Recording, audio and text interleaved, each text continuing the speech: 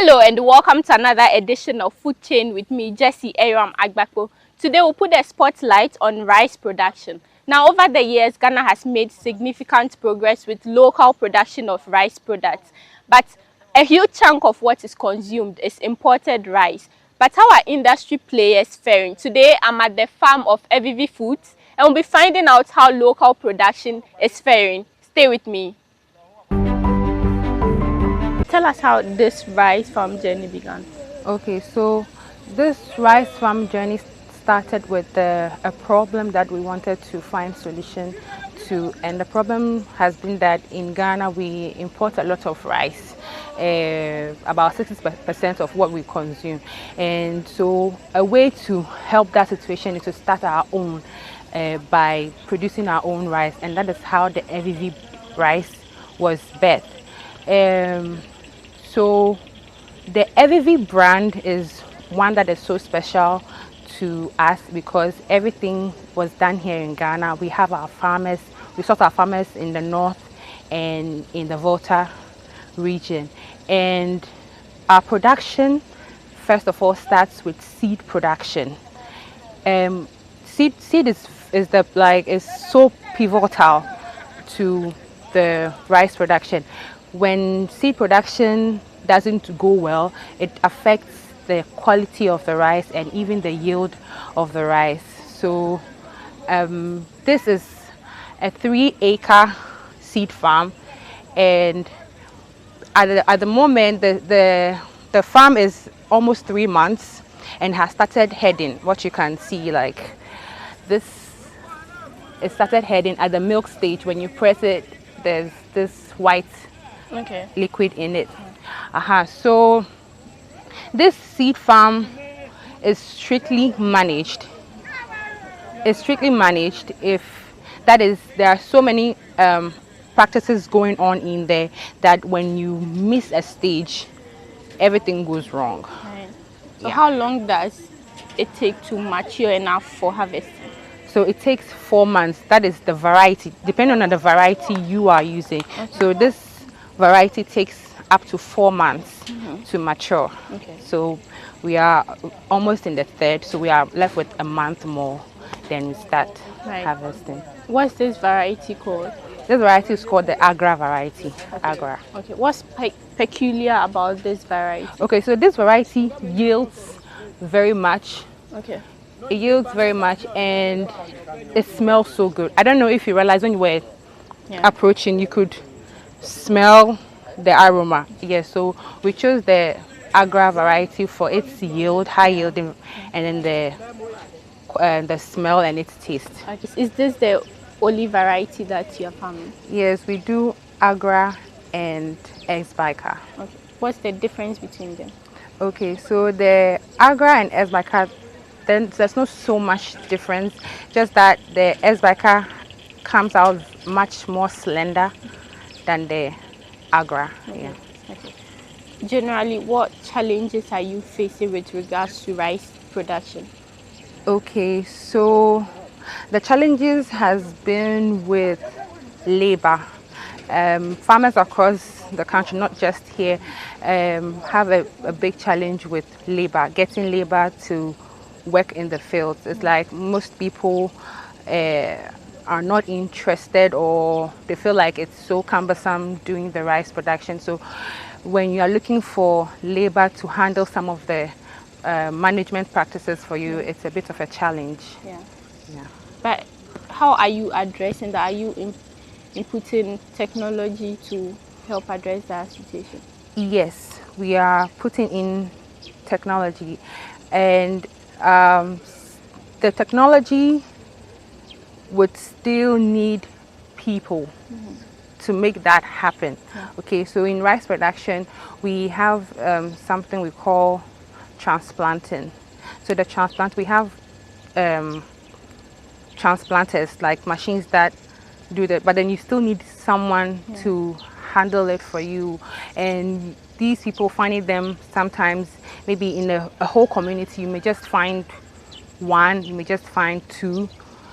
So like our company like this, because we are handling this, we have tried to get our own, and then other people who also manually do it for us. But then um, if you do not, and also like the financial constraints of it, like there are so many things that hinders even bringing the technology on board. Can you walk us through the process of like owning a rice farm from planting till harvest? What are some of the things you must look out for? Okay, so if your land is a virgin land, that is, if it has not been worked on before, there are so many things for that goes into land preparation. You have to plow, you have to harrow, you would have to control weeds, and also when the land is not uniform, there's something we call bonds that we do inside the field that helps conserve water, so that if there's a slope in the field, that bond would choke the water from flowing away. Like it helps you manage water in the field. And you have to do the land preparation very well. And then from the land preparation, you have to source for your seed. Now, what we have here is the certified seed. So the certified seed, you get your foundation seed from the research institutes, that is CRI or SARI, and then when you purchase your seed from them, you have to make sure that your seed is quality, it's clean, because if the seed is not clean, whatever you plant, whatever you get, I mean, will not be good.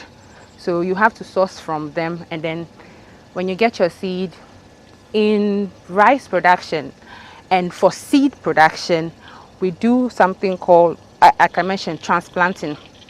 So the transplanting, you have to first of all nest your rice for 2 weeks, and then after which you bring them to the main field. That is the transplanting. So you transplant at 14 or 15 days, and then after the transplanting, it will take like 2 weeks, then you introduce nutrition, that is fertilizer. Okay, so for an acre of rice farm, we usually do 3 bags, okay, 3 bags of fertilizer. So we give 2 NPK and then 1 urea in split application. So the first one, that is after the 2 weeks, you give your NPK, and then after another 2 weeks, you give the NPK. So by the end of the 6th week or the 8th week, you should have finished giving your urea. That is, you are done with your nutrition. In between giving your nutrition, if you realize any weed, we have something we call the post-emergence herbicide that you have to spray to control the weeds. And then if you find any disease, like sometimes you have these spots, okay, if they are called, it's called the blast. If you find something like that, you have to start controlling. This has been called, that's why it's not all over, it's just a little. This is dead. So you control your blast as well. So by the time your rice starts heading, you should have at least done your first rouging. Now rouging out is you taking out off types like bad rice, the ones that are taller than the average, like the height you are they're seeing. If there is a different species in it, maybe you are seeing this, but then there's another color or something in it, you have to also pull it out. If you find any kind of weed in it, you have to pull it out. So that is the rouging. So you have to do before you get to the heading stage, at least you should have done 1 rouging.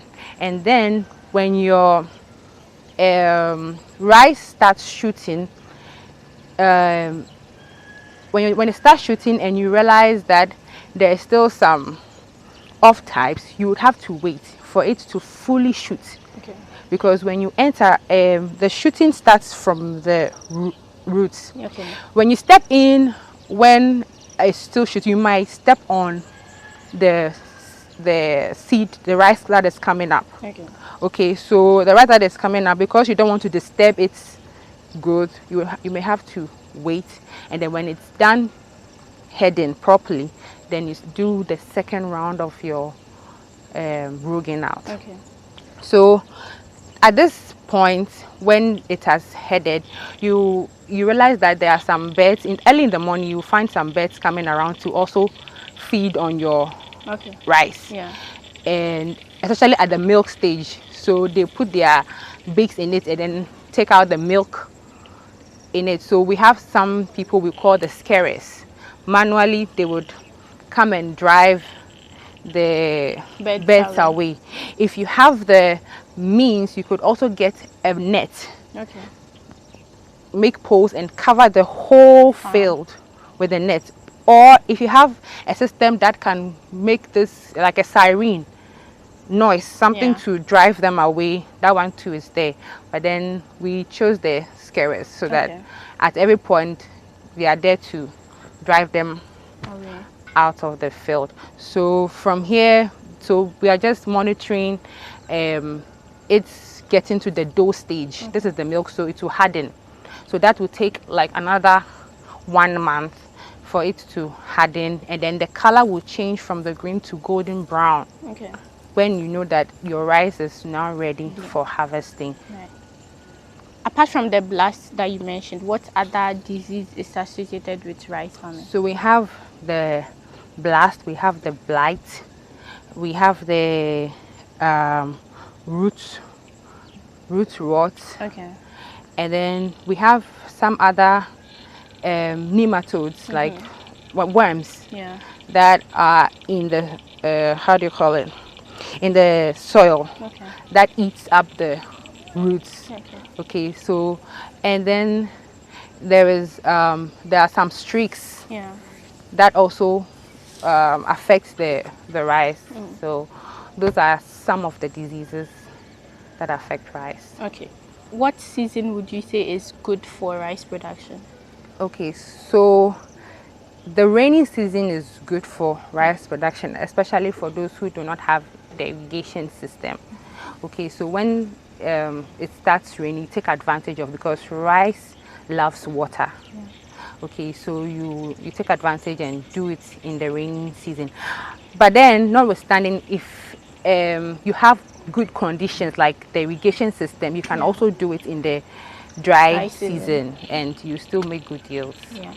Have you done what methods do you use here at your farm? You have irrigation systems? Yes, we have irrigation system. So there is a dam over there, which gives us water, and also this drain has stored in some water, so we usually pump water from this drain into the field, and then the back over there, the dam over there also pump water. Relying on rains alone, would that the yields you are able to get during the rainy season compared to the yields in the dry season, is there a huge difference?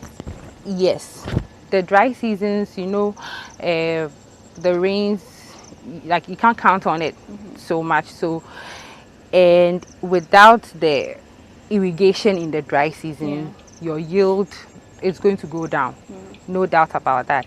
And then in the rainy season, your yields are like a lot. Okay. I think for most people, go for imported rice because of the nature of it and how clean it is. I've seen that at Evivi Farms, you've put in a lot of effort, but people are still taken aback. People do not want to adopt local rice. How are you ensuring that the issue of stones that people find in local rice, how are you addressing that as Evivi Farms? Okay, so after the harvesting and everything, that is the seed.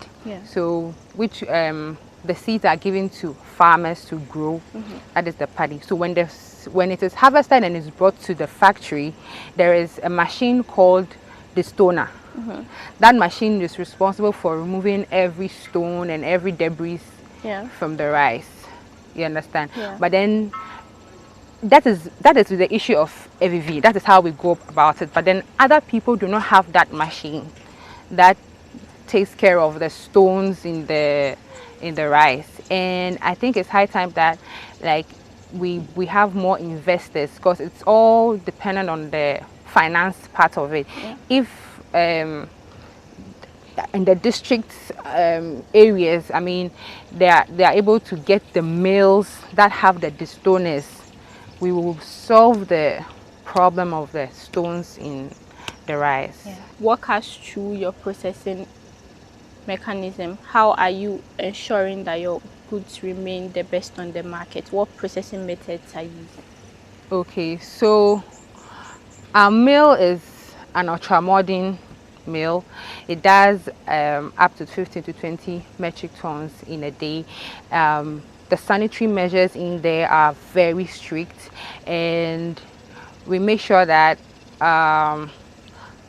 quality assurance is like top notch in there, so that when the rice comes out, it's able to compete with the foreign brands here. Okay. Generally, why should people choose Evivi Farms? Evivi Farms. Thank you. So Evivi is fully Ghanaian, and Evivi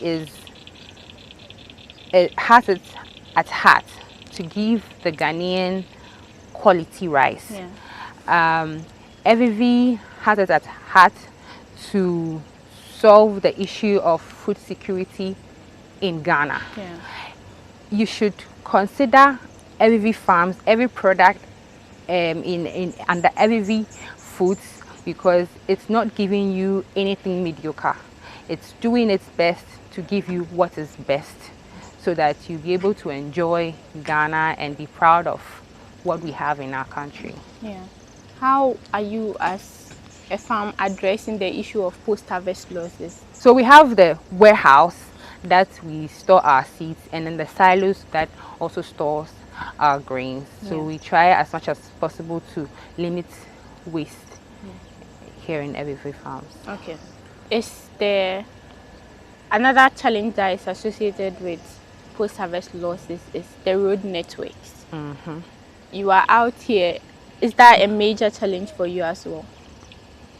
Yes, it is. Okay, so I don't know if you realized when you were coming, yeah, there's still construction going on that side.